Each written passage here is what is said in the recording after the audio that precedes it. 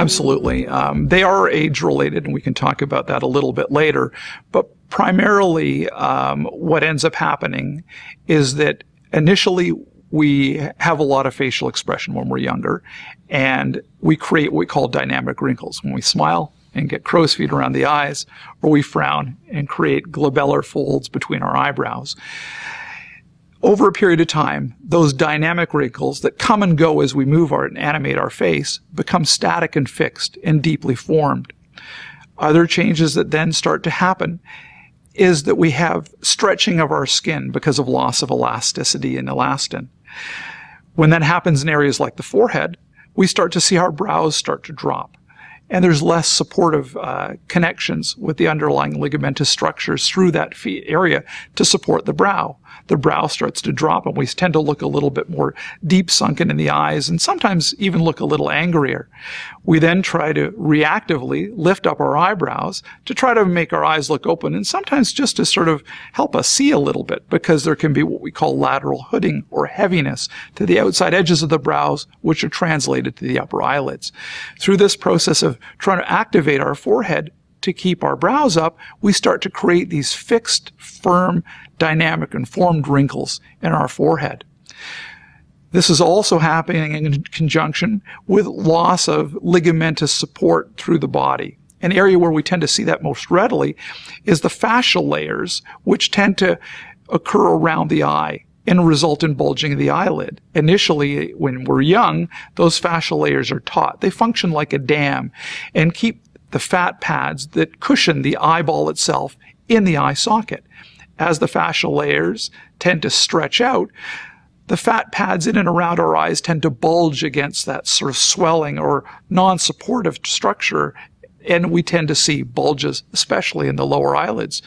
And we know that's what's happening because that develops behind the muscles of the eye. If you partially squint and tighten your eyes, you can flatten the look of your eyelids and relax, and they bulge and come back.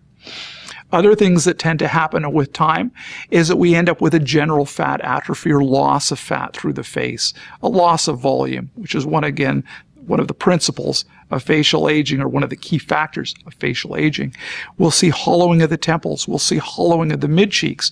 And a lot of that has to do with loss of fat volume, but also has to do with malposition of the fat pads. It's well documented and well studied in cadaveric studies looking at numerous fat pads in the face that they tend to give our face a lot of shape. And they're supported. These fat pads contain fat cells that are contained in almost a thin layer, almost like a little sausage coating or the skin of a sausage, and held in multiple areas within the face.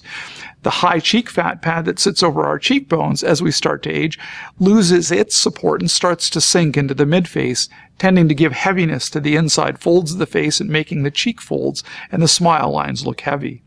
The mid-cheek fat pad, called the buccal fat pad, tends to drop more vertically and ends up hanging down in the region of our jawline, creating what we now see for most people as they age in their 50s as jowls. Other things that tend to happen is we tend to see thinning of our skin. It starts to look a little bit more crepey, and we start to see more fixed and firm wrinkles. We'll start to see an inversion of the tissue in its appearance through the face, going from what we would normally see in our youth as the inverted triangle of youth, where all of the fat is up high, almost like an upside down triangle pointed at the chin, and as we age, it tends to fall with heaviness down below. We also see lack of support for the underlying muscles. For example, the muscles in the neck.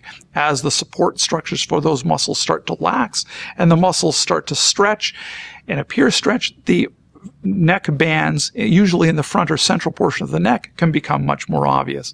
And again, this is all in conjunction with this general relaxation, loss of protein quality in skin, increased wrinkling, and a general descent of a lot of the structures.